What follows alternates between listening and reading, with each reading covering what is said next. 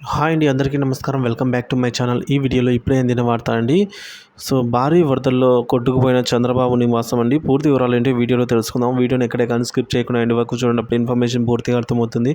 అలాగే వీడియో చూస్తున్న ప్రతి ఒక్కరు వీడియోకి ఒక లైక్ చేయండి ఫ్రెండ్స్. ఆలస్యం చేయకుండా వీడియోలోకి అయితే వెళ్ళిపోదాము ఫ్రెండ్స్. ఇక విషయానికి వచ్చినట్లయితే ప్రకాశం బ్యారేజ్ రికార్డు స్థాయిలో ప్రకాశం బ్యారేజ్కి అయితే వరద నీరు చేరిందండి. రికార్డు స్థాయిలో వరద ఇన్ ప్లాట్ అవుట్ ప్లాట్ అవుట్‌ఫ్లోలో వచ్చేసి మనకు 11.43 లక్షల క్యూసెక్‌లు అయితే దాటింది. దీంతో కరకట్ట మీదుగానే నీరు ప్రవహించడంతో ఆ వరద చంద్రబాబు నివాసంలోకి అయితే వెళ్ళిందనమాట. డైరెక్ట్‌గా నీరు లోపలికి రాకుండా సిబ్బంది ఆదివారం లారీలతో ఇసుక తరలించి అడ్డుపెట్టారు. అయినప్పటికీ కూడా వరద తీవ్రత అనేది ఎక్కువగా ఉండటంతో నీరైతే ఇంటి లోపలికి చేరిపోయింది. దీంతో సిబ్బంది 6కు పైగా మోటార్లను ఉపయోగించి వరద నీటిని బయటికి పంపే ప్రయత్నం అయితే చేస్తూ ఉన్నారు.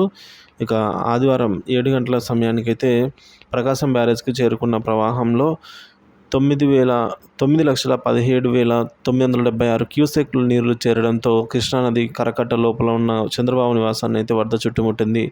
ఇందులో నారా లోకేష్ గెస్ట్ హౌస్గా పేర్కొనే అప్పారావు బంగ్లా కూడా ఉంది. అయితే ఇసుక బస్తాలు వేసి వరద నీటిని లోపలికి రాకుండా ఆపే ప్రయత్నం అయితే చేశారు, కానీ ఆ ప్రయత్నం విఫలమైంది.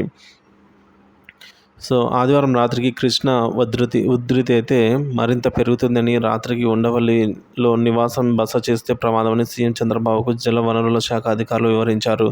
దీంతో ఆదివారం రాత్రి విజయవాడలోని ఎన్టీఆర్ కలెక్టరేట్ కార్యాలయంలో సీఎం చంద్రబాబు అయితే బస చేశారు అని చెప్తున్నారు.